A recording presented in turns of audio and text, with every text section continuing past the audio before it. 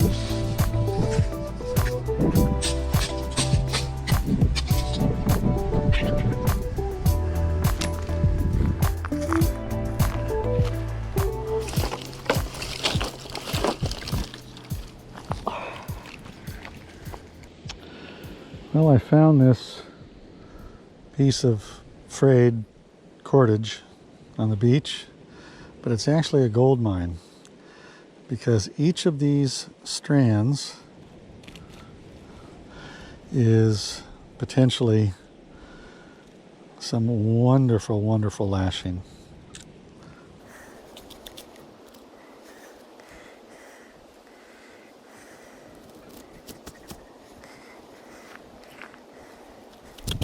Okay, so look at that, and I probably have maybe 7 or 8 of those in that one tiny little 3-4 foot section of rope. Awesome.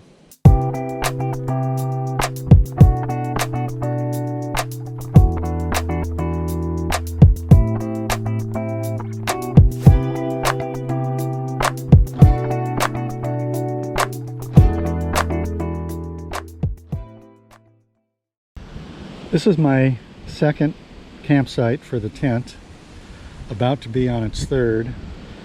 Not that I made bad decisions the first 2 times, but you learn your environment and you learn from it.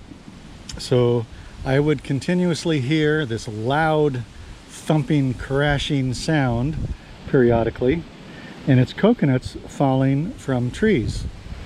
So my location here, being directly under this coconut tree, is just not a good idea. Time to move elsewhere. Okay, so here is my third location for the tent. The other day I sheared off the palm leaves from the spine to make the spine will be the shelf material for my storage kitchen area. But these leaves make the perfect bedding material to go underneath my tent. The material in the ground here is volcanic and kind of sharp and gnarly, so this really will soften things up. I've laid down on it already and it's quite comfortable. So that was my prior tent location directly under that palm tree. The new location is much higher, probably 5 feet higher elevation. It's going to catch a lot more breeze, which will be very pleasant in the evening. And instead of staring up at a palm tree, I'll be able to stare up at just open sky. So all the stars will be mine to contemplate. Now there might be one drawback to having such a beautiful view. Can you think of what it is? Well, the answer is if it rains, you can see that my tent is wide open. It's mesh all the way around, and so if it rains, I need to be on top of that. What I'm going to do is, you can see that I've made a skirt around the tent. That's for hopping up in the middle of the night. If I feel any drops, I'll have the rain fly ready to deploy, and that's my solution. That's the trade-off for having that view. I'm trying to prepare my water catchment system, which will be hopefully the solution to obtaining water, drinkable water on the island. It's definitely the most challenging part of this survival journey.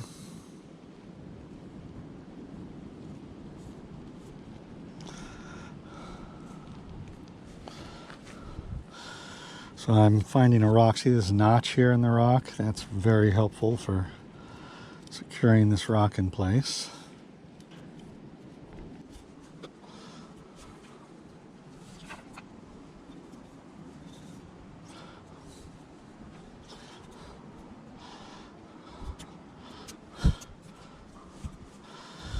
Okay, so what we have here is a tarp that is set up. I have it weighted in the center so that when water hits this tarp, it will be funneled down the middle and into my catchment system, and that will create, in one good rain, an abundance of fresh drinking water. All right, we got ourselves a sprinkle happening. So here's the water collecting on my tarp, being funneled to the center, dripping down into my collection device, which sucks. A 5-gallon bucket would have been marvelous, but I haven't seen one of those wash ashore. But we've got some water going in there. That's awesome.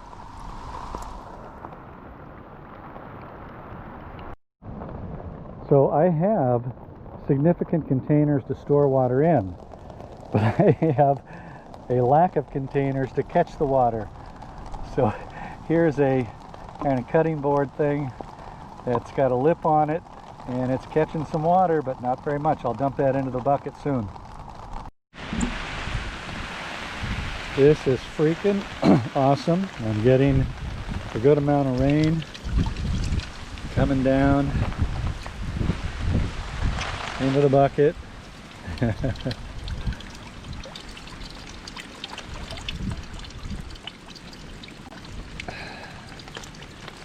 This is one way it's done. This system will be continuously improved as I see areas for improvement. Okay, it's time for the moment of truth. Let's see how much water we got here.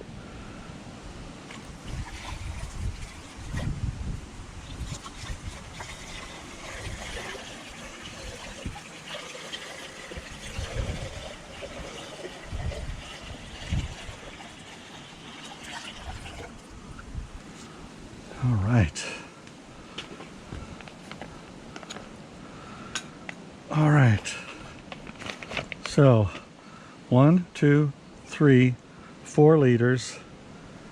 It looks like 5.5 liters of fresh drinking water. I think it could be consumed immediately, but I will filter it through 2 different filtration devices just to be safe.